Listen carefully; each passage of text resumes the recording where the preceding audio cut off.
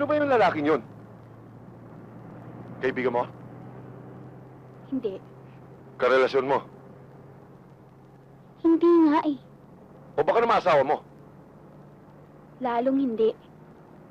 Eh bakit naman napakasobra yata ng atensyon binibigay sa'yo ng lalaking yon? Basta kaibigan ko. Bakit ka ba nakikialam? Sumama na nga ako sa'yo dito eh.